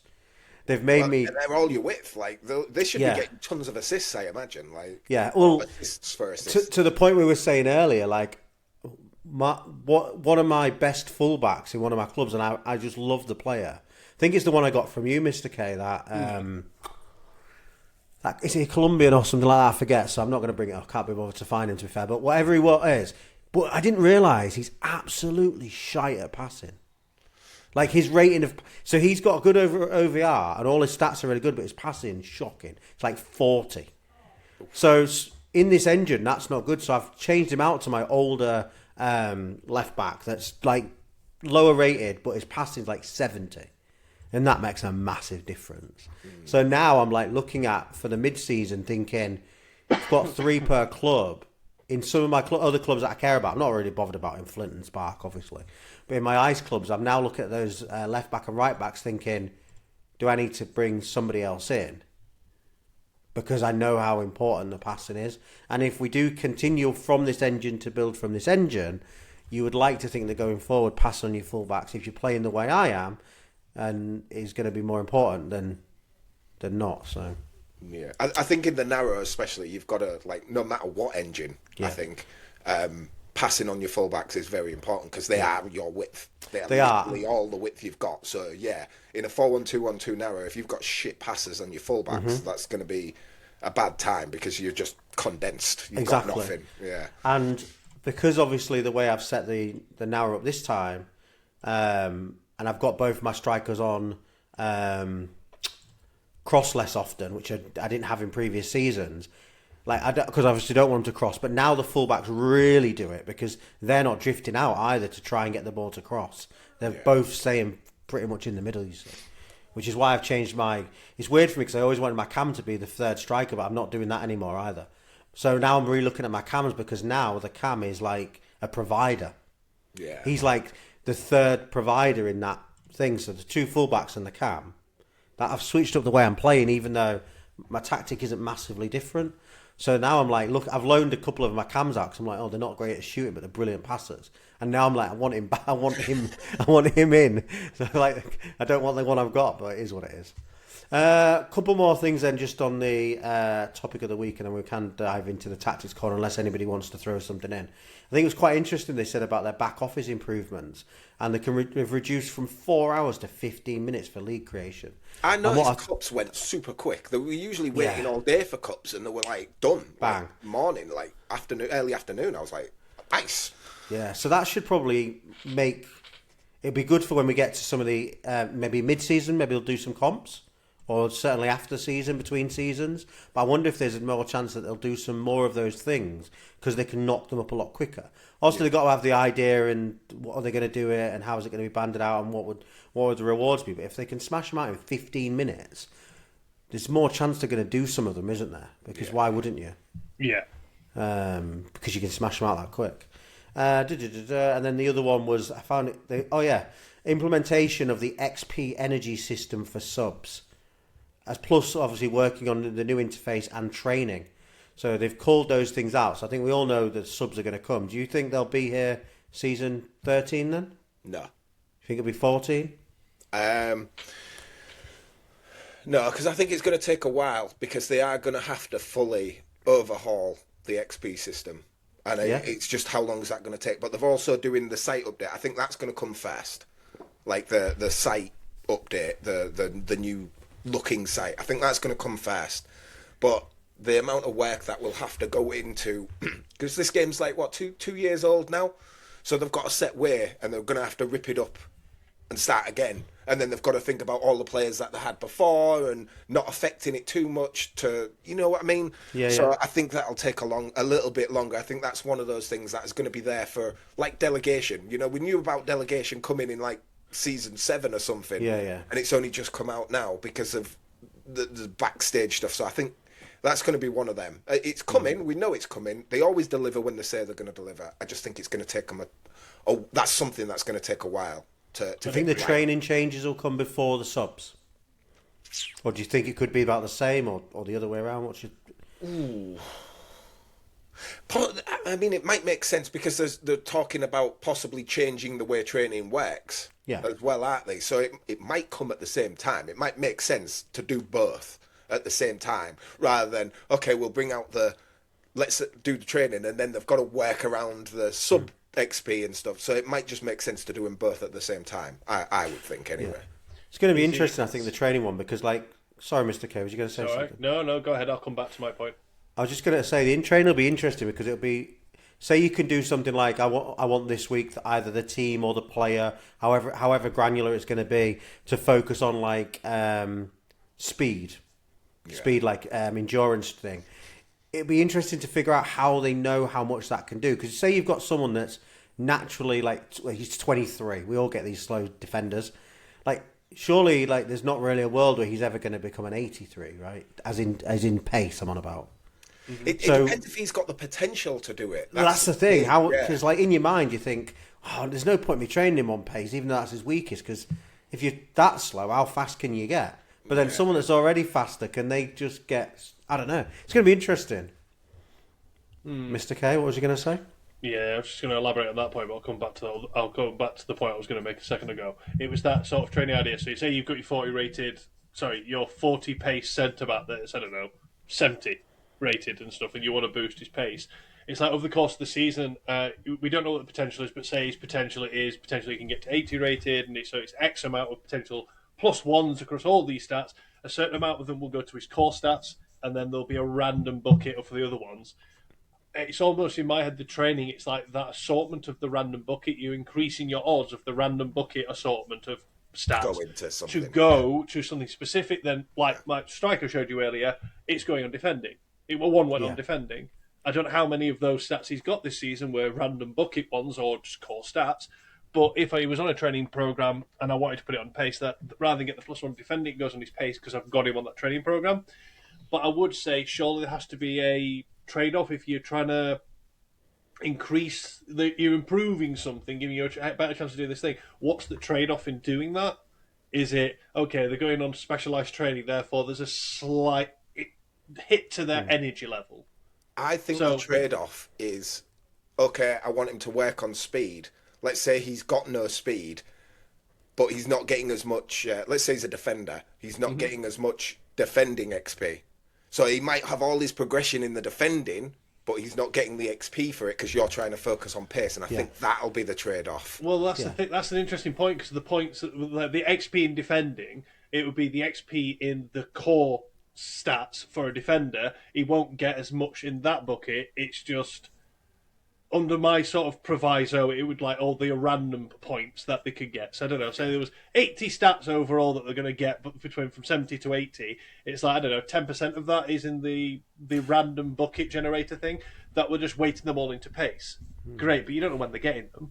Yeah. And stuff like that. I don't know, it's an interesting one, but I agree with you, Bruce. I don't think they'll bring it out sooner rather than later, because same with subs, surely with something quite big, subs. I know, like, in-game tactic changing stuff that I don't personally use. Yeah. Not a fan. Surely they have to stress test it to a certain degree. They can't just throw it out in the community. Well, isn't this new manager league thing with the 2 games a day sort of vibe down in Flint with these new users? As there's a narrow funnel and they can it's like almost like a slightly separate part of the pyramid that's taking place. Surely we could run it in there for a season, get a shitload of data on it because you've got double match teams and stuff, to then learn from it and then roll it out so they don't have to just do their sim generation as it were. Yeah, I think the difficulty with the training, though, in terms of how they do it, because this could become quite a big thing, right? Depends on how much they want to expand it. So, say again? I don't think that would work for training, by the way. Otherwise, everyone who's in that league has got a massive advantage. Yeah. But what I was going to say was, I think, like, with the training, you've got... At the minute, it's just general training, right? Whatever happens. We have no idea. There's the pools, like you said, the XP goes here and there. But when we're talking about training now, are they going to do per player training, or is it just club training? Because if it's club training, is it like, as a club, each day focus on attacking over defending? Is it going to be quite simple, or is it going to be per player? And if it's per player, if it was about one of the ratings like you targeting speed, is it just a bit like Football Manager's individual training where you give them to focus on that and they get like 20% more targeted growth potential on that? Sounds like a fucking headache if you trust. Well, that's what I mean. I think, right, because setting it individually for everyone, I think at this stage of the game's life, I think that'd be too complicated. But what I like is what Jimbo suggested, is at the start of the season on your club, you decide, this season on our training, we want to focus. Say you can choose 2 or 3 stats that you can particularly focus on, but then you're locked into that, on that club, for that season, rather than changing it every week or going into each individual person. Because I think that'll be too complicated at this stage. To actually pull that off, they'd probably need a bigger team. That's like in the future. That's 6-7 years in the future when they've got a massive team and this is like got millions of players, that sort of shit. I think right now it'd be too complex to do it individually. I think it would if it was changing it for each day and each week. But if at the start of the season, I could go into Club A, which has got, let's just say, circa 20 players just to make it easy, and I just have a drop down next to each of those players that says individual training, and it's one of the 6 boxes that are on their stat thing, apart from goalkeepers would, I don't know how it would work because you're just going to train keeping because you don't have anything behind them. But anyway, but on the others, it's just one drop down. And once I've done it and press save, the moment the season starts, it can't be changed. So up until the deadline, you can do it.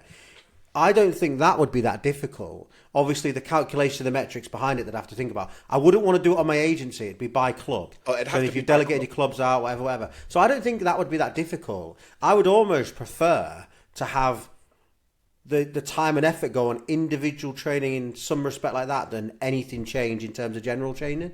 Because to me, in terms of a club, if like for a season I had to say, right, this club's general training is passing, like I'm not that bothered. I just do what you do generally anyway.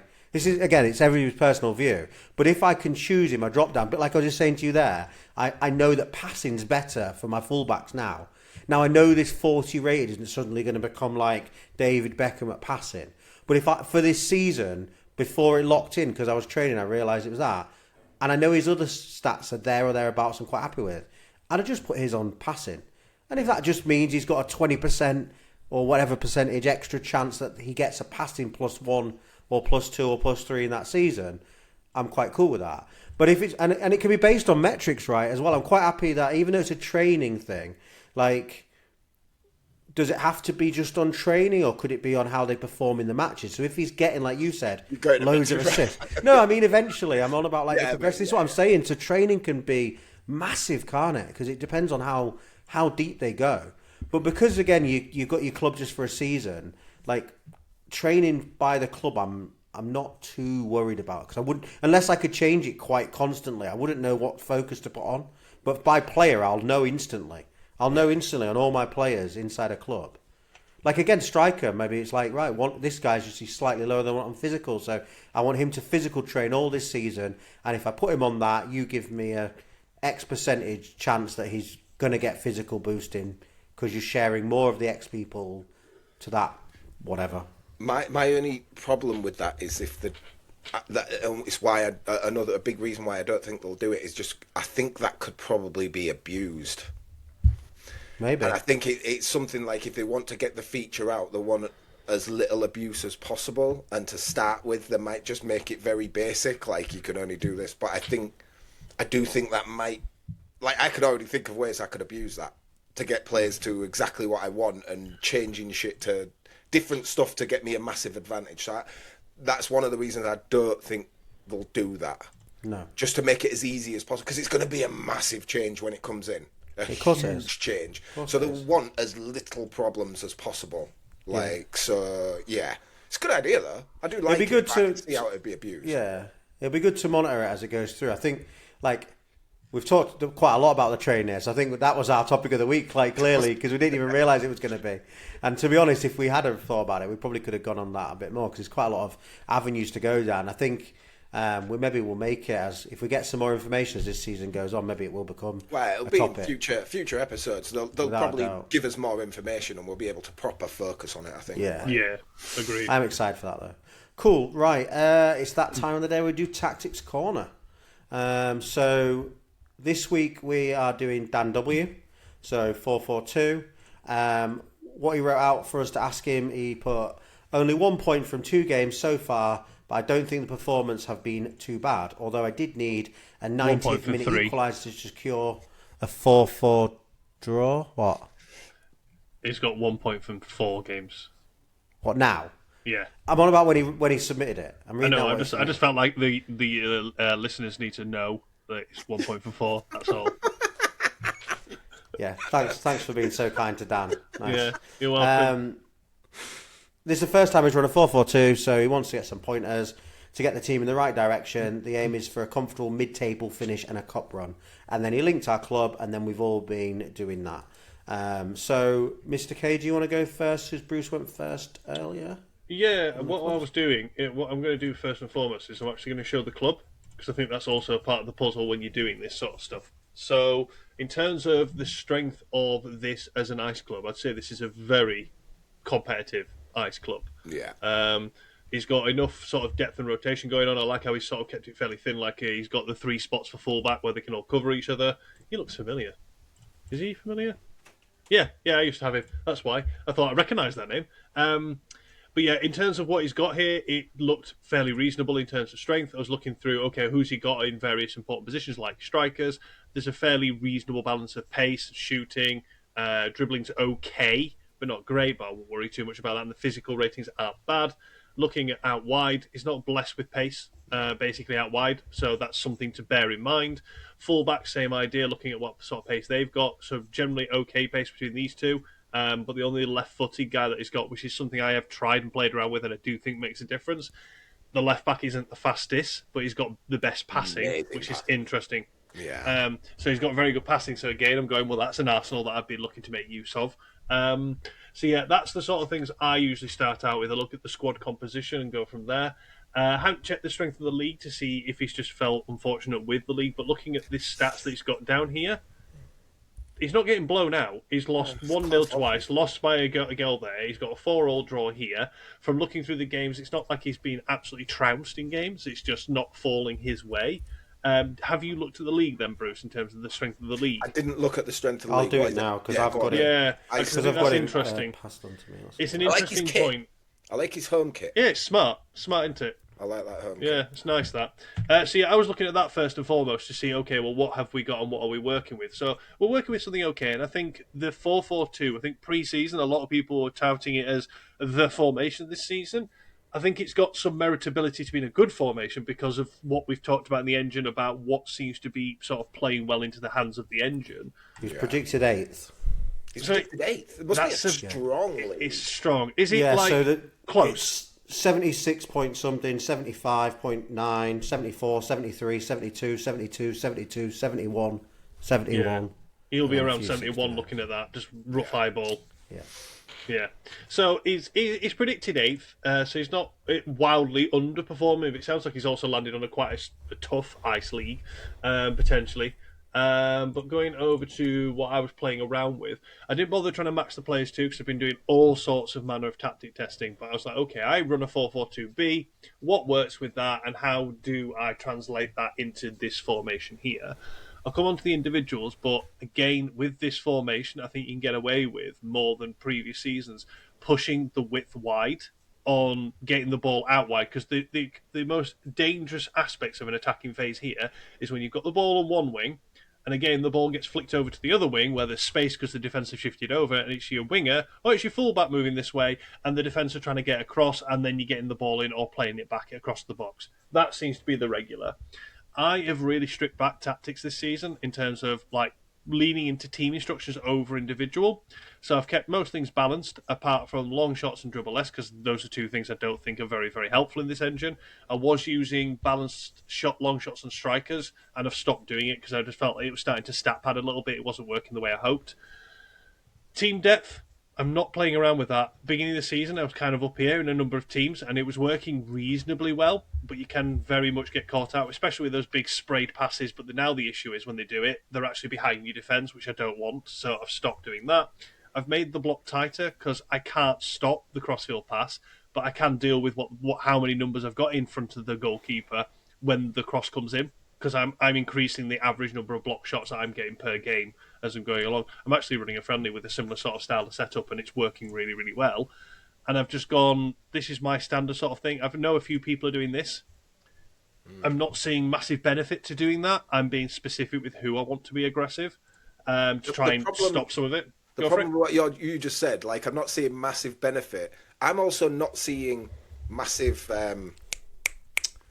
negatives. Yeah, Like, I agree. Yeah, it's like, doesn't seem to do a lot. Well, if I've got more aggressive on my defensive players, I'm seeing a higher frequency of fouls. I've got it, if I just go into the tactic quickly, the wingers and the strikers are all more aggressive. I want them to I want these guys to press the defender, potentially a fullback, and I want these guys to get stuck in. Because if I give a free quick away on the halfway line, I don't care. Yeah. I'm not seeing issues with that. But if I put it on my defenders, yeah, they'll win more duels and they'll be more aggressive. But I don't want to give free quick kicks away here because set pieces are viable this season, and that sort of range, they cause problems. So these guys are all more aggressive. I've put more offensive on specific players. I think I've got it on 7 players in this team or something. The 2 strikers, the wingers. Again, difference to my 4-4-2-B. I'm not putting cross more often on. I've just stopped doing that on this formation for those particular positions.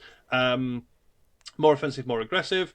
Fullbacks, I'm letting them cross more often because I do want them to make that big switch of play. Or if they do find themselves halfway up the side of the wing, I want them putting the ball in. And I've got my fullbacks on more offensive. and I'm finding real value in that. I'm doing a hybrid between the two DMs. One is going to keep it tight. He's controlled, he's conservative. I don't want him sort of getting forward, and he isn't on more offensive. I want him to sort of be a bit of a fulcrum. The other guy, because he's got the better sort of stats in terms of passing and shooting for a centre mid, he's on more offensive, so he does get forward and get on the end of crosses, and he tends to be in this sort of position, breaking late into the box. Centre backs, controlled and conservative, so don't want them pumping it. And there's not really many people in this team that, well, these guys are on balance. There's a number of people on balance, so I'm just not putting direct on because it wasn't working as effectively as I hoped it would. And the goalkeeper plays it out as we go along. In terms of picking out past matches, I've been running a lot of testing. I mean, what we're on today, I haven't run as many on here today, but yeah, there was a 2-0 loss there, but that was a different tactic. I moved over to testing the 4-1-3-2 on a different 4-4-2-B. I tried something different and I didn't like it. So it's sort of from, here we go, started doing it this morning. Here we go from here. So a 2-0 win, a 6-0 win, a 5-1 win, a 2-1 win, a 0-0 draw, and a 6-2 win. Against a Monkey Magic team, I will add. But it works. I don't think it's exactly how I want it to be yet. I think it needs a little bit more fine-tuning. I'd be almost tempted to do that. And if I'm playing against a team that are very, very wide, I'm going to overload me on the wings. I'm dropping the compactness even further. I really want to just put bodies behind because I'm doing this with the 4-1-3-2, and I'm not out shooting, but the chances of creating are great, but I'm getting shots blocked. When they're having shots, I'm seeing sort of anywhere from 25 to 50% of my opponent's shots are getting blocked on the regular. So that compactness is working. But yeah, I think there's a few tweaks because I've not seen what his tactic was. So I'd be interested to get that. I mean, I don't know, Root, if you've seen that. I can, I can load his default tactic up because I saved it before I messed around with it. Yeah. It's more the team And I'll instructions show I'm you. interested in to begin with, just to see how we're initially setting up. But I've leveraged complete flip from last season. I'm leveraging the individual instructions over the team instructions. Only a few team instructions in specific, like crossing and all that, and making more use of individual because I'm seeing the impact from doing it this season. Well, I mean, if you're happy, Bruce, I'll go next if that's okay. I'll show you. I was going to say, like, when you're submitting your tactics, please give us your tactical instructions as well, because it, like Mr. Kiss, it does help because we know where you are and we know how far off you are. So yeah. We know it's not working for you because if you reaching out to us, it's not working. Even if they don't want to do it like in the general, just DM one of us with their tactics so we can have a look. Yeah, I'll when I put the next call out on Wednesday for it, I'll say same as what I've said before, but also can you drop your details, probably just to me, and then I'll share it to you guys. Yeah. Probably just easier just do it that way. Okay, cool. Right, well, I'll show you what his default, as in what tactic he was running, because clearly he's not running it now. So this is what he was running. So he was running between the 6-yard box and the 18-yard box on attacking width. Direct on the directness, balanced all the way down the middle, straight down the middle on team depth, slightly lower on compactness, trigger press on more often, more aggression, and clearances balanced. That was the team instruction. And then he had his goalkeeper on controlled and play out of defence. Nothing on the centre backs. Left back and right back, I think, are both on cross more often. Fair, yeah. Left midfielder is on cross more often and high freedom. Okay. And the right was on cross more often and high freedom. CM on nothing. Then the right CM was on more defensive. Which I understand. And the striker, low freedom on the left guy and low freedom on the right guy. Okay. So that was, that was where he was at. So before I show the tactic, which is quite difficult to do this time because I know he's going to run it now because I know he's happy with it, but he might. So I feel, but I have to be fair. I was umming and ahhing, but I've gone through it, and he's only got slippery fish in there out of the people that the names jump out from our Discord, which I think most people that watch this are in our Discord. There might be a few that aren't, but most will be. So I don't think we're going to give any of his secrets away to his opponents, really. I don't think he's looking to carry on running the same tactic he was running. So yeah, he's going to run the one I'm going to show you probably. Yeah, probably. Yeah. It's the best one. Right, anyway. So he's got a 3. These are the friendlies that we've got to now. So 3-2, 2-2, 1-0, 2-1, 3-1. Couple of losses, 3-1, 2-1, 2-0. Couple of loss and a draw, couple of wins, and then 3-3. And then before that, this is all the carnage that was happening. Oh, my wife absolutely battered him twice. That was me testing against him, mate, when I was first messing around with this formation. Oh, Cobra, she beat him twice. Yeah, that was me. I did. I wasn't happy, so I played her again, and then she beat me again. So I was like, but what happened is I got the tactic working back here, I think it was, here, and I was quite happy. And then I was like, well, that seemed a bit too easy. So then I wanted to try and do something different. It wasn't working. So then I went back to it, and it started out. I was like, right, okay, hadn't saved it very well. So then I've got it, and then he's made a couple of tweaks, I think, and played these last few friendlies also. So to get the defensiveness there. Yeah. So I'll show where we've landed, which will be probably controversial to most people, but we're playing controlled. I love controlled in this engine. Okay. But that's how we're playing. We're playing controlled, less long shots, dribble less often. Attacking whip slightly up, depth down, compactness down, and the standard across the trigger press more often, balanced aggression, and more clearance, play out defence for clearances. I think for this, all I did on his keeper is took off control because I don't put that on the keeper, and he's got controlled in the club. Left back and right back, left them the same. He already had them on more crossing. I was quite happy with that. He had no instructions on his centre backs. I've just basically told him to be more aggressive and conservative, because I just think more aggressive on the centre backs is doing no harm these days. Left midfielder and right midfielder, I took off the high, but left on the cross more. I didn't like high. It just was a mess from the left midfielder and right midfielder. So that was my only change there, but left it on more crossing. I obviously had the luxury of seeing his tactic, right? So like I could just change that. So his left midfielder he had nothing on, but I put him on low freedom and more aggressive. So he had his right one on more defensive, I think I remember a minute ago, but I've put it on low freedom instead of more defensive on the left one. And then on the right one, all I've done is, again, low freedom and more dribble more, just because I think the guy I was playing there was even better dribbling than that. So then low freedom. So they're both on low freedom. I think when I built it, I had the left one on low and the right one was like that. So he's gone in and added that back onto it.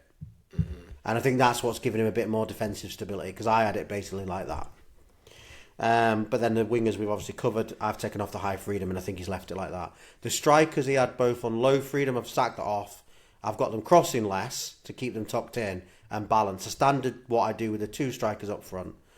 So yeah, I basically got him to that. I think, like you say, he's then gone and put this guy back on low, and I think that's what's added the defensive stability that I'd lost him. And yeah, he's quite happy with it. It's ticking away quite nicely. You've seen the results. I'm assuming he's playing that tonight, but I'll probably resign from the club now once we've shown it tonight. I enjoyed doing it that way. Again, because I got the insight, but it gave me more comms with the manager. I was communicating with Dan throughout. It was really nice. I think it was all from James, good suggestion in the Discord. I think if we all want to do that, if someone's open to it when the next person's picked, we can make it work. They just have to, between us, I think if you do it then, Rook, because I'm delegated to clubs as well. Yeah, if you're a delegate, then I'll do it that way then. Yeah. But one person doing it is a good idea. That's fine. Yeah. I mean, I'll just reach out to the manager and say, look, if you're happy to, then do it. If you're not, which is what I said to Dan. If he wasn't, I'd have just done it my standard way. But like you say, he'll probably take some feedback from your guys and run some testing. So, yeah. So, Bruce, do you want to go next? You clearly said you saw what was wrong with his tactics, so it might be that you want to, if you can explain that, maybe? Sure. So I didn't really see that. Immediately, right? I don't want to... Yeah, I'll do it as I go, right? Yeah.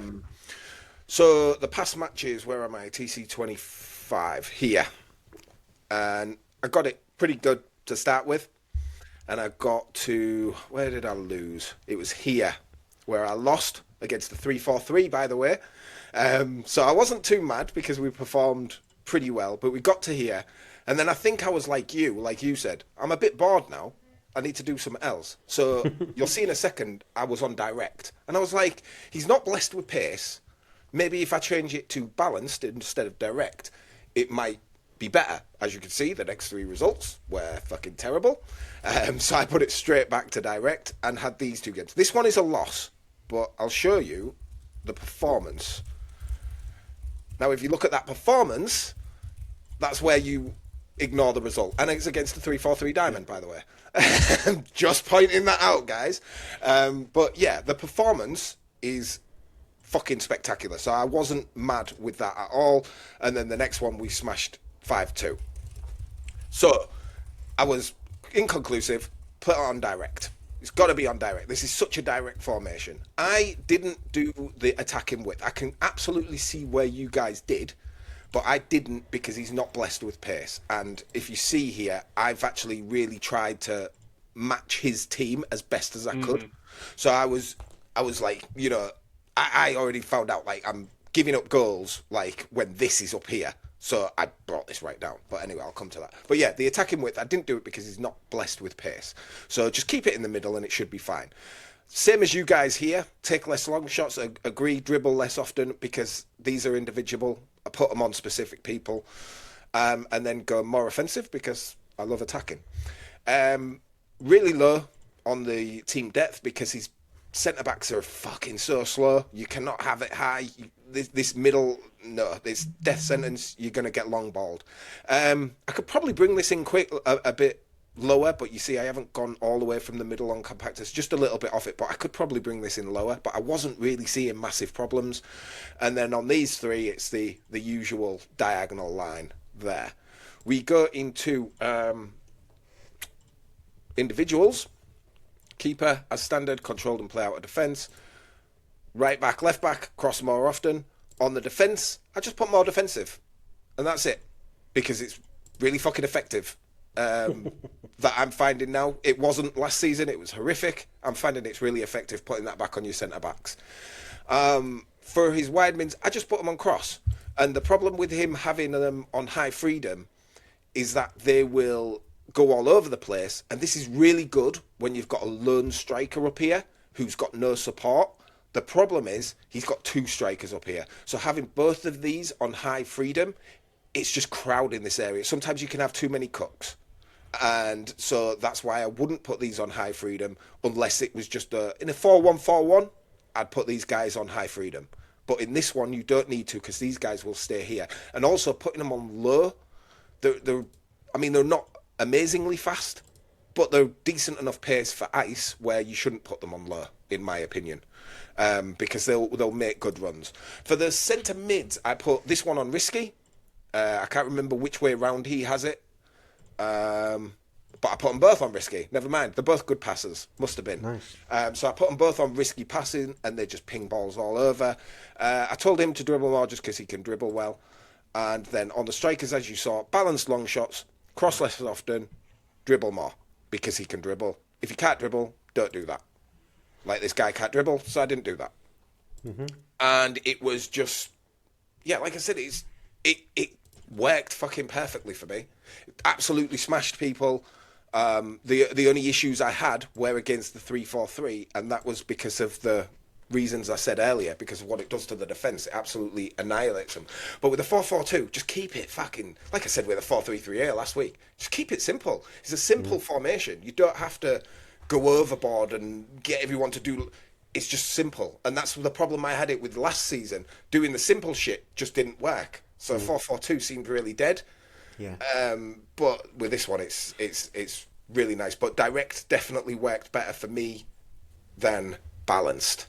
Because it's just ping the balls forward, crosses all day, risky passing on your centre mids, just putting those long balls in, the quick fucking fast balls, and yeah, smash. The thing is, like things like you've just said there, like are things he can just add to the one he's already got as a base.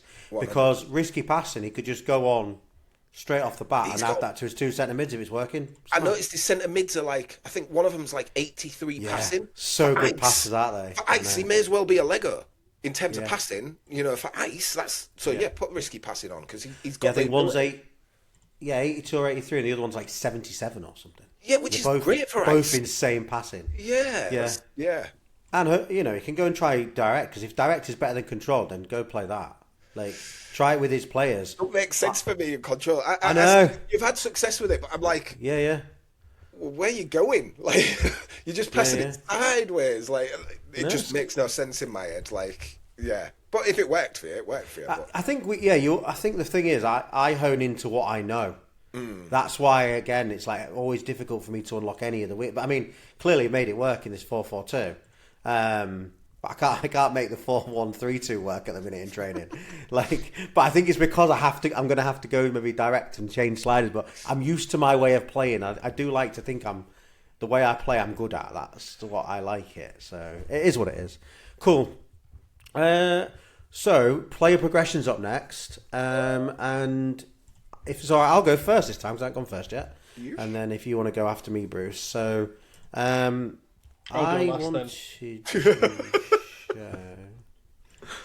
wanted to show this guy progression current season. I mean, I'm loving all the progression. This is all these +1s. We're only a few games in, and it's just lovely to see. But this guy at the top, he's on a +12 in his development centre progression. He started down here at 46, and he's a 50. But he did 1, 2, 3, 4, 1, 2, 3, including a tier break 4, and he's done 3 already this season. You know, when you just get this feeling, I just hope it happens, but I feel like he might be the one for me that goes. He's 23, like he's got another season in here after this. Like, I don't know. You know, you're just thinking, is he gonna just do it? Everything he's doing is what I want a defender to do. Yeah. Pace, dribbling, defense, physical, like. But all like I just want to say, I've got what in one of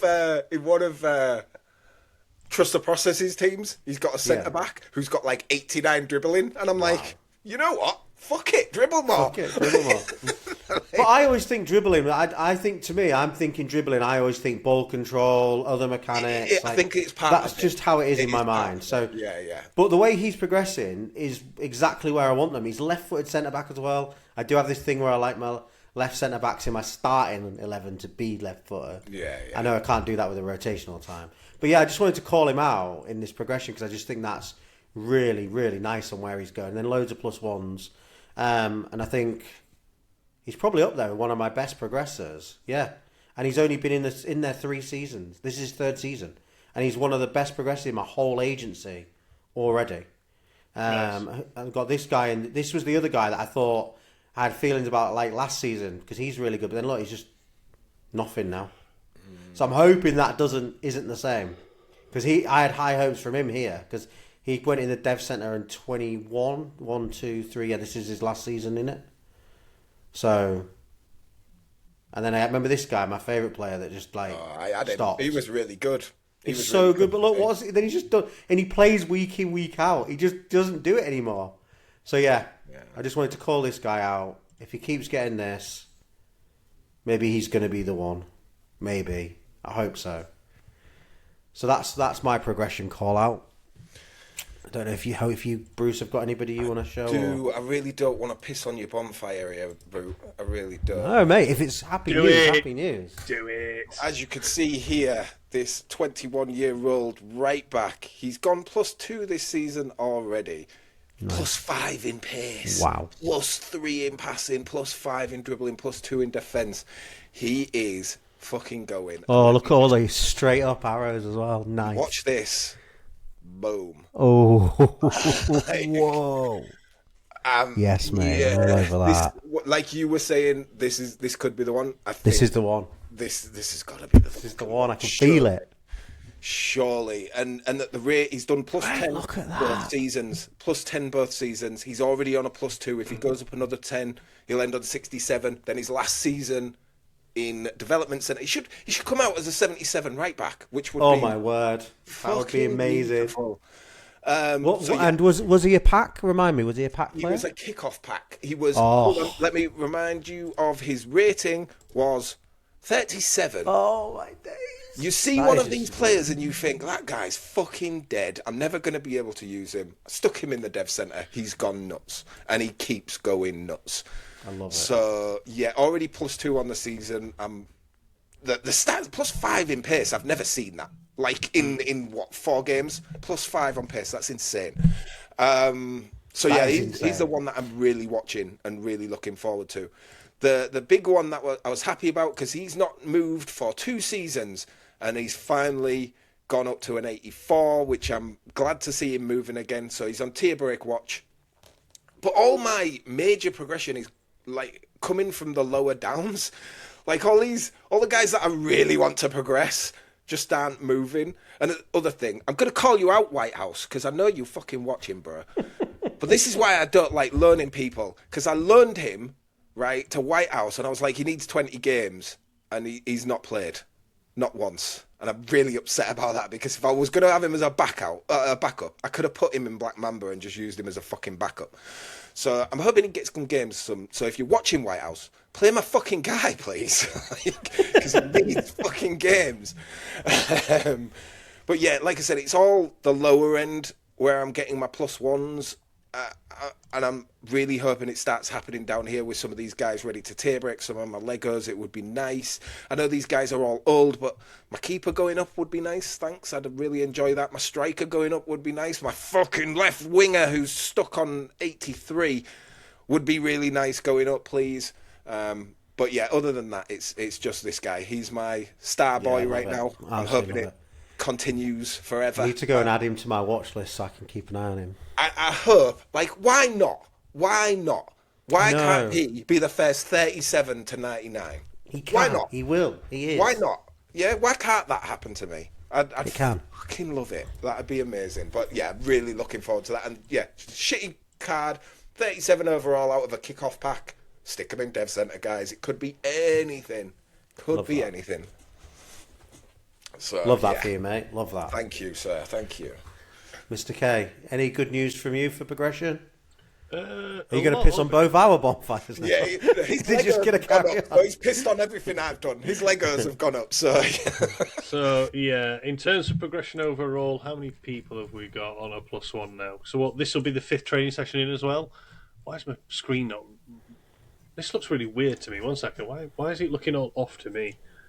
Current season. Do that again. Yeah, it's not showing me how. Oh, no, whatever. it's not, is it? I feel like it looks a bit bugged for me for some reason, but I don't know why. Well, that's 70 players. 70 players overall, so we're getting towards 10% of the agency have got a +1 now. And I'm with you, Bruce. A lot of them are down this end, like as you can see down here, but that's fine. I'm not worried about that. The one I've already shown you is the striker who's just gone nuts this season. So I got him when I got him in this season, I think. He was at 82, and it took him ages, and he was playing all the time. He got to 83. Last season, he hit 84.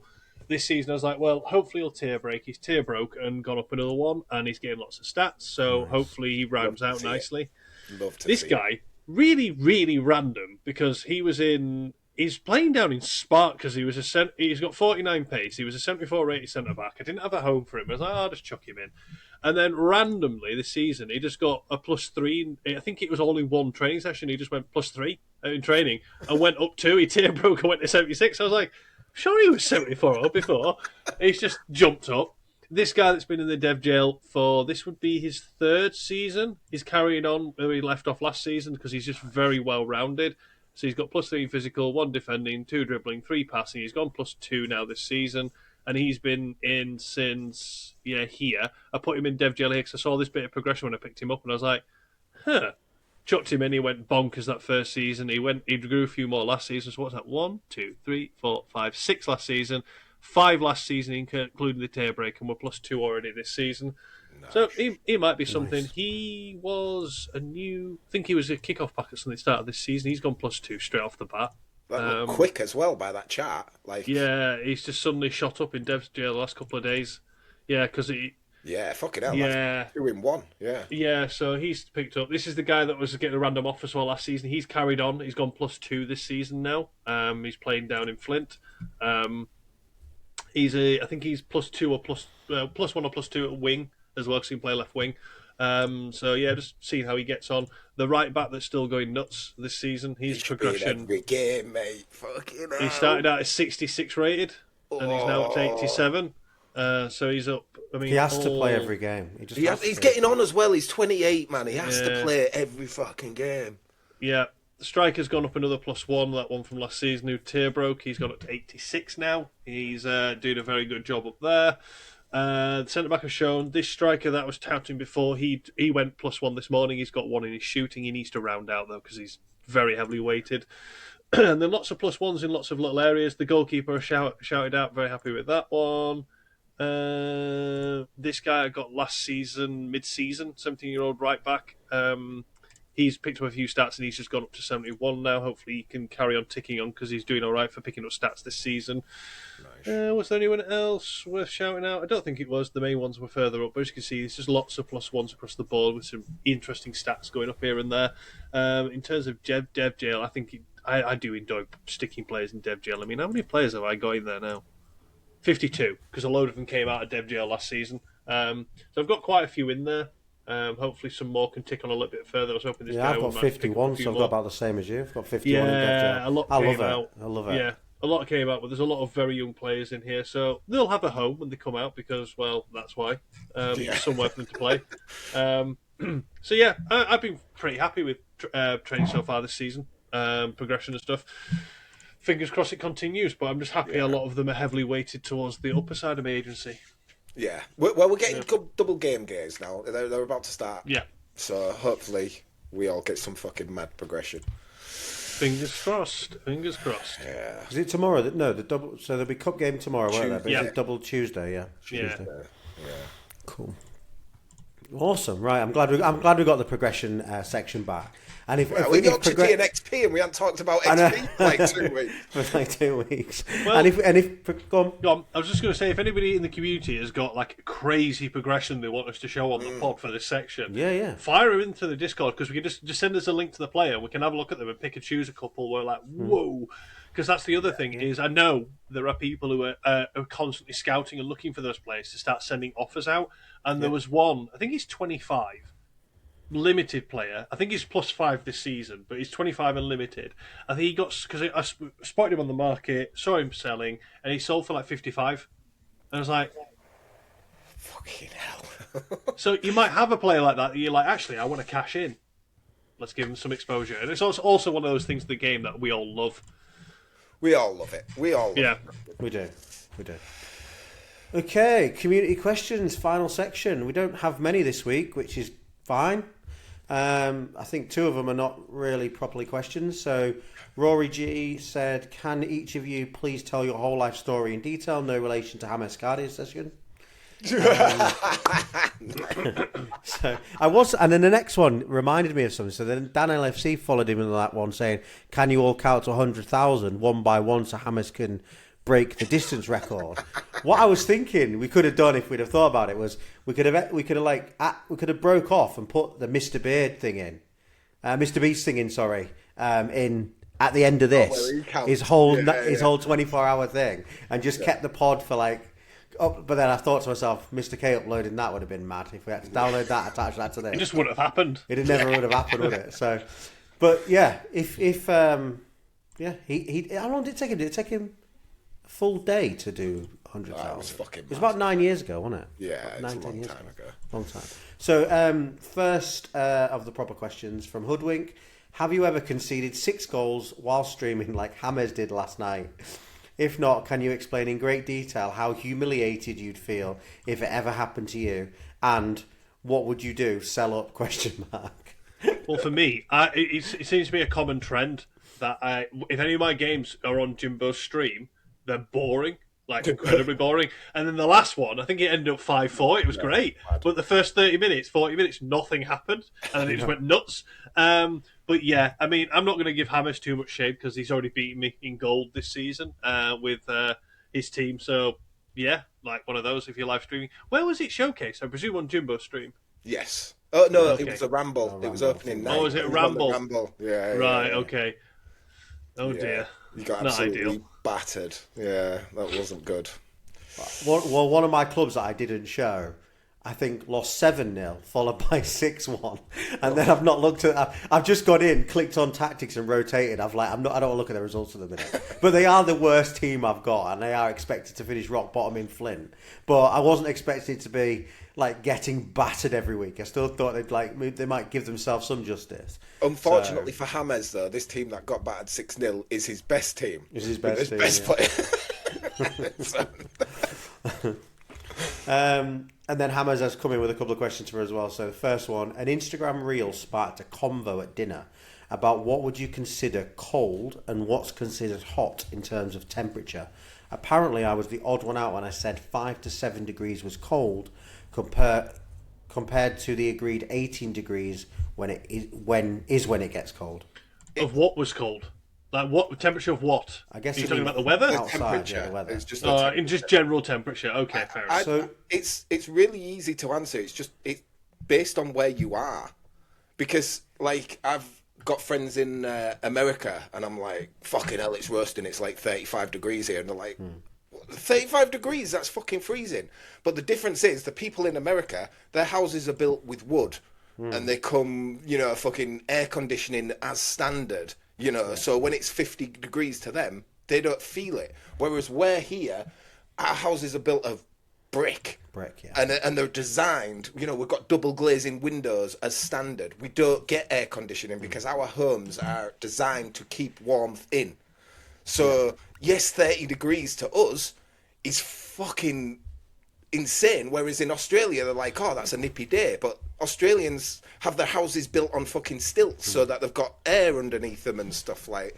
So it's all relative to where you're from and where you live. If you live in Australia, then 50 degrees is a normal day.